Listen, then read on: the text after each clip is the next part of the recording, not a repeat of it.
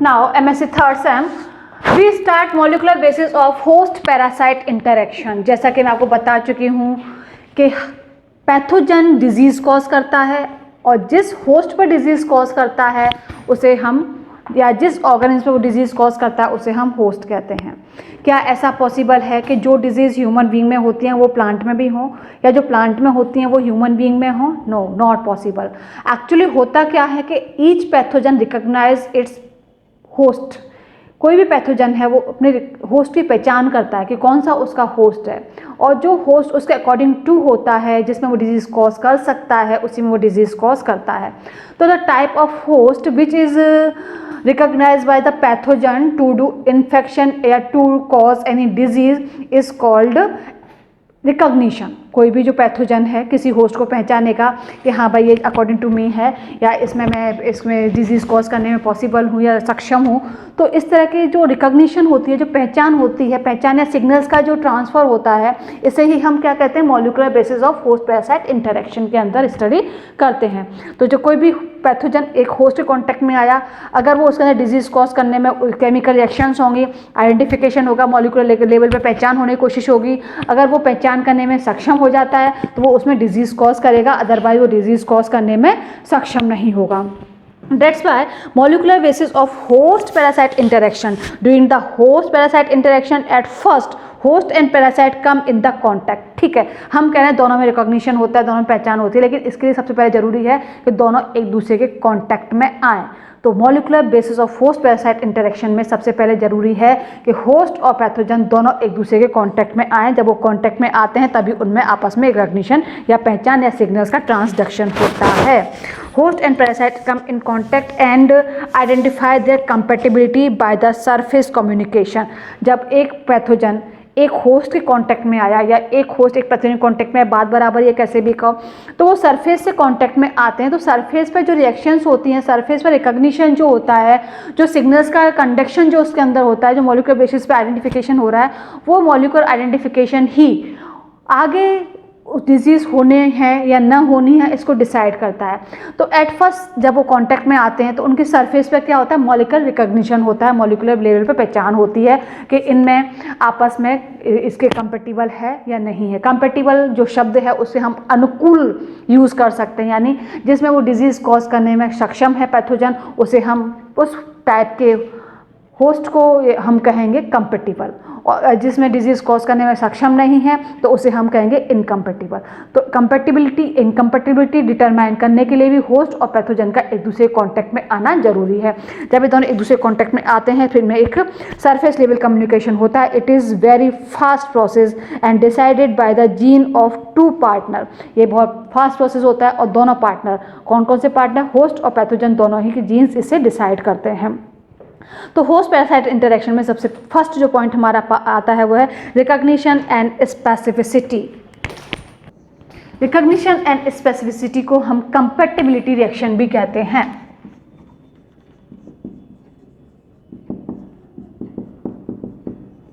Okay, तो सबसे पहले क्या हो कंपैटिबिलिटी होगा। रिकॉग्निशन एंड स्पेसिफिसिटी और कंपैटिबिलिटी फिनोमिना भी इसको इंडिकेट कर सकते हैं। Recognition play a central role in the interaction between plant and their pathogen. पहचान ही एक मेन रोल प्ले करने वाला एक प्रोसेस है जो कि होस्ट और पैथोजन के बीच में भूमिका निभाता है। At first pathogen recognise their host. सबसे पहले जो पैथोजन है अपने होस्ट को रिकॉग्नाइज करते हैं and cause infection by penetration. और उन्होंने पहचान लिया कि हाँ ये मेरे कंपेटिबल है, तो पैथोजन क्या करेगा, उसमें इन्फेक्शन कॉज करेगा। और बेसिकली ये इन्फेक्शन कैसे कॉज करते हैं, बाय द पेनिट्रेशन। और पेनिट्रेशन हम पढ़ चुके हैं कई टाइप का होता है, डायरेक्ट पेनिट्रेशन, इनडायरेक्ट पेनिट्रेशन। तो ये सबसे पहले पेनिट्रेशन मतलब भेदन, उसके अंदर एंटर होना। तो ये इन्फेक्शन कैसे कॉज करेंगे, बाय द पेनिट्रेशन। और ये जो बात कही थी कि भाई पेनिट्रेशन से इन्फेक्शन कॉज करते हैं, ये हॉच एंड स्टेपलेस ने 1991 में कही थी। And overcome plant defence response. जब इन्फेक्शन करेंगे तो पेनिट्रेशन करेंगे, इसके अलावा उसका जो प्लांट का डिफेंस सिस्टम है उसको ओवरकम कर लेंगे, उसको स्टॉप कर देंगे। कोई भी डिजीज़ जब होती है उस डिफेंस मैकेनिज्म को स्टॉप करके ही होती है। चाहे हम ह्यूमन बीइंग की बात करें, ह्यूमन बीइंग में इस डिफेंस मैकेनिज्म को हम इम्यूनिटी के नाम से जानते हैं। इम्यूनिटी को पहले स्टॉप करते हैं, देन उसके बाद ही जो पैथोजन उसमें अपना रोल प्ले कर पाते हैं, डिजीज़ को कॉज कर पाते हैं। तो कोई भी जो पैथोजन है होस्ट के कॉन्टैक्ट में आया, सरफेस पे रिकॉग्निशन हुआ, देन पेनिट्रेट किया, पेनिट्रेट करने का उसमें अंदर एंटर होगा, इन्फेक्शन कॉज करेगा। और इन्फेक्शन कैसे होगा? By the overcome of defence response. और जो डिफेंस रेस्पॉन्स है उसको ओवरकम करने के बाद में उसमें इन्फेक्शन कॉज होगा। Like pollen pistil interaction, rhizobium legume interaction. ठीक है, हम यहाँ पैथोजन होस्ट की बात करें, इंटरेक्शन होता है। इसी तरह का इंटरेक्शन हमने पॉलन पिस्टिल इंटरेक्शन में देखा है। आपने बीएससी थर्ड ईयर में पॉलन पिस्टिल इंटरेक्शन को इंटीग्रेट पढ़ा हुआ है एमोलॉजी पेपर के अंदर, कि जब स्पेसिफिक पॉलन ग्रेन जो है एक स्पेसिफिक प्लांट पर ही क्यों फर्टाइल हो पाता है, क्यों पॉलिनेशन हो पाता है, या क्यों उसमें वो पॉलन ट्यूब बन पाती है। तो ये जो पूरा प्रोसेस है पॉलन पिस्टिल इंटरेक्शन के थ्रू पॉसिबल होता है। इसी तरह से जो लेग्यूम है, लेग्यूम में जो नोड्यूल्स का फॉर्मेशन होता है, तो राइजोम जो बैक्टीरिया जो प्रेजेंट है सॉइल के अंदर है, वो सिर्फ लेग्यूम प्लांट की तरफ इंटरेक्ट क्यों होता है? Due to the compatibility interaction और recognition interaction. Recognition occur by the constitutive factor of the cell wall और प्लाज्मा मेम्ब्रेन और प्लाज्मा लेमा भी जिसे कहते हैं। ठीक है, हम करें सरफेस में आए, सरफेस में आने का पहचान हुई और मॉलिक्यूलर लेवल पर ये काम हो रहा है, हमें दिखाई नहीं दे रहा है, आपको भी दिखाई नहीं दे रहा है।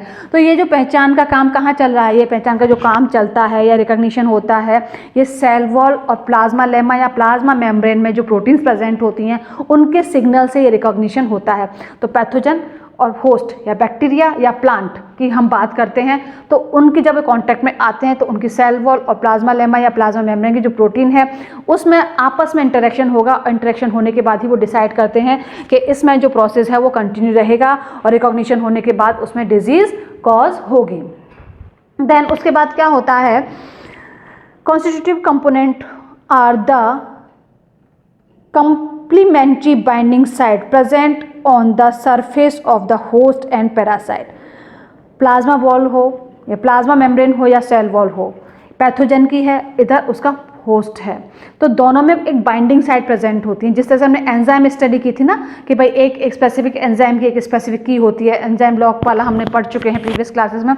ठीक है, यहाँ पर भी जो पैथोजन है उसकी बाइंडिंग साइट और जो होस्ट की बाइंडिंग साइट है उनमें एक इंटरेक्शन होता है। अगर इंटरेक्शन प्रॉपर है, पॉजिटिव है, तो इनमें बाइंड अप हो जाता है, अदरवाइज रिट्रैक्ट कर देते हैं।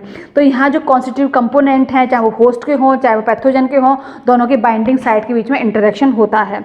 Binding site determine basic compatibility and lead to an array of metabolic changes. अगर दोनों बाइंडिंग हो गई तो बाइंडिंग साइट क्या डिटरमाइन करेंगी? उसकी कंपेटिबिलिटी या उसकी अनुकूलता को शो करेंगी, जिससे अगर कंपेटिबल है तो आगे उसमें बहुत सारे मेटाबॉलिक चेंजेस होंगे। मेटाबॉलिक चेंजेस क्यों होंगे? क्योंकि अगर वो कंपेटिबल होगा तो उसमें डिजीज कॉज हो जाएगी, और जब डिजीज कॉज होगी तो डिजीज कॉज होने का मेन जो काम रीजन क्या है? जो मेटाबॉलिक नॉर्मल मेटाबॉलिक एक्टिविटी है उन्हें डिस्टर्ब कर देना।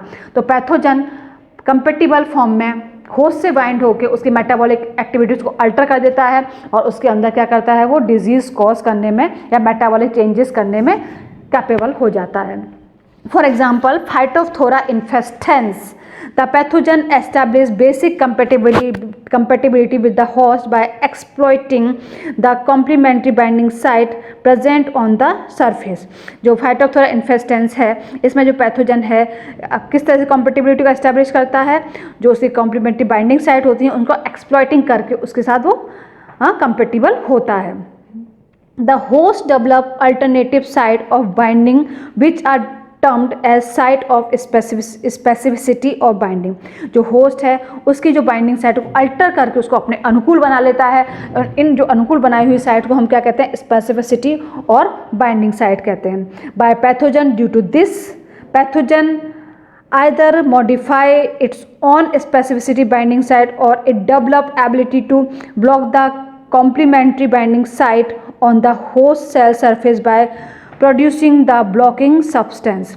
ठीक है, हम कह रहे हैं कि जो पैथोजन आ रहा है होस्ट के कॉन्टैक्ट में वो उसमें कैपेबिलिटी है कि कुछ बाइंडिंग साइट को अपने अकॉर्डिंग मॉडिफाई कर सकता है। ठीक है, मॉडिफाई कर सकता है या फिर उन साइट को ब्लॉक कर सकता है। तो ये बाइंडिंग साइट को ब्लॉक करके भी या बाइंडिंग साइट को अल्टर करके भी कोई पैथोजन रिकॉग्निशन करके होस्ट के अंदर इन्फेक्शन को कॉज कर सकता है। बेसिकली बाइंडिंग साइट को किस तरह से अल्टर करते हैं? ये इस तरह से जो होस्ट और पैथोजन के बीच में इंटरेक्शन होता है, ये बाइंडिंग साइट है, P for pathogen, H for host. इन दोनों site for compatibility, site for specificity, ये कंपेटिबल साइट है, स्पेसिफिक साइट है, कन्वर्ट किया गया, अल्टर किया है इन्होंने, और इस तरह दोनों बाइंडिंग होगी। ये इसके जीनोम है, जीनोम पैथोजन और होस्ट के बीच में इस तरह से कंपेटिबिलिटी डेवलप हो जाती है। Now genome check synthesis of the suppressor or check released or suppressed of change the conformation of suppressor। यहाँ जो है इसके बाद जो क्या करेंगी, जो सुप्रेसर है उसके जो कन्फर्मेशन है उसको ये चेंज कर देती हैं, यानी जो उसको रोकने वाला सिस्टम था वो क्या, जो उसका पैटर्न था जो उसको रोक सकता था उसको इसने इंटरेक्शन के थ्रू अल्टर कर दिया, यानी जो इंटरेक्शन होने को अब कोई नहीं रोक सकता है। बेसिकली यहाँ पे इलिटर्स, पैथोजन, होस्ट, सुप्रेसर और लैक्टिन्स मिलके काम करते हैं इन इंटरेक्शन को आगे डेवलप करने का। The nature of the binding site, ठीक है, हम कह रहे हैं बाइंडिंग होती है, लेकिन बाइंडिंग साइट का नेचर किस तरह का होता है। The nature of binding site, adhere of the pathogen propagules on the host surface is the first requirement for the infection. कोई भी प्रोपेग्यूल या कोई भी इनोक्यूलम या कोई भी डिजीज़ क्रिएट करने वाला सब्सटेंस आके होस्ट की सरफेस पे आके लैंड करे, उस पर आए, ये सबसे फर्स्ट स्टेप है किसी भी डिजीज़ को क्रिएट करने के लिए। Fungal propagules have varied type of mechanism for adhering. जो फंगल प्रोपेग्यूल्स होते हैं उनमें बहुत तरीके पाए जाते हैं जो पैथोजन से होस्ट के साथ एडहर होने के लिए, चिपकने के लिए। Some fungal spores adhere to the leaf surface और as a result of opposite electrical charge. कोई भी फंगल स्पोर्स हैं या तो लीफ सरफेस पे अटैच हो सकते हैं या उनका जो फंगल जो अपोजिट चार्ज है उस पर कंबाइंड हो सकते हैं या बाइंड अप हो सकते हैं। And some spore by spiny structure, और कुछ स्पोर्स में स्पाइनी स्ट्रक्चर प्रेजेंट होता है जिसके थ्रू ये इजीली पैथोजन सरफेस से बाइंड अप हो सकते हैं। Bacterial adhering occur by a chemical molecule, और जो बैक्टीरिया की बात करें तो बैक्टीरियल जो प्रोपेग्यूल्स हैं वो बेसिकली केमिकल मॉलिक्यूल्स की वजह से ही चिपकते हैं, और ये केमिकल मॉलिक्यूल ही डिसाइड करते हैं उसकी कंपेटिबिलिटी और इनकम्पेटिबिलिटी को।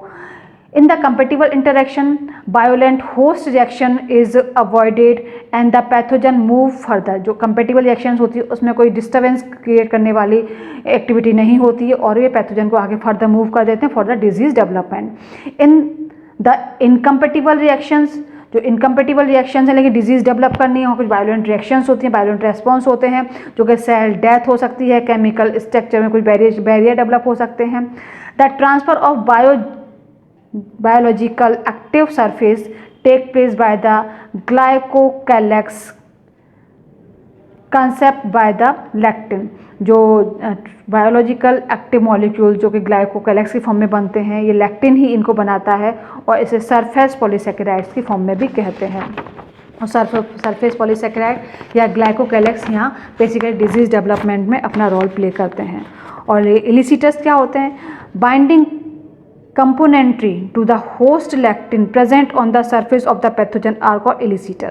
जो बाइंडिंग कॉम्प्लीमेंट्री हैं जो कि लैक्टिन है और होस्ट की सरफेस पे प्रेजेंट हैं, इन्हें ही हम क्या कहते हैं, इलिसिटर्स कहते हैं। यानी इलिसिटर क्या है, बाइंड करने वाले कारक हैं जो कि किस पे प्रेजेंट हैं, होस्ट की लैक्टिन सरफेस पे प्रेजेंट हैं।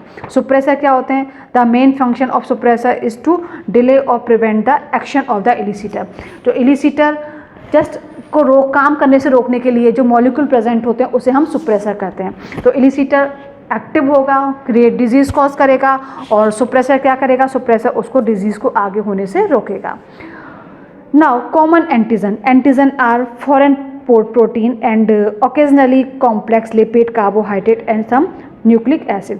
एंटीजन हम किसे कहते हैं, एंटीजन वो सब्सटेंस होते हैं जो कि जिस बॉडी में एंटर होते हैं वहाँ एंटीबॉडी का डेवलपमेंट करते हैं। इट्स मीन उस जिस बॉडी में एंटर हो रहे हैं उस बॉडी के जो नॉन नहीं है, तो अननोन जो सब्सटेंस होते हैं उन्हें एंटीजन कहते हैं, और एंटीजन किसी भी डिजीज़ के लिए एंटीबॉडी को डेवलप करते हैं। तो होस्ट पैरासाइट इंटरेक्शन में सबसे पहले हमने क्या पढ़ा, हमने ये पढ़ा कि दोनों में रिकॉग्निशन होता है, पहचान होता है, दोनों स्पेसिफिक साइड बाइंड अप होते हैं। इन बाइंडिंग साइड अगर कंपेटिबल नहीं है तो यहाँ पे जो काम करते हैं इलिसिटर काम करते हैं, इलिसिटर बाइंडिंग को प्रमोट करेंगे और सुप्रेसर बाइंडिंग को स्टॉप करेंगे। तो इलिसिटर और सुप्रेसर का होना इन्फेक्शन के टाइप को प्रमोट करता है या उसको रिड्यूस करता है। ओके।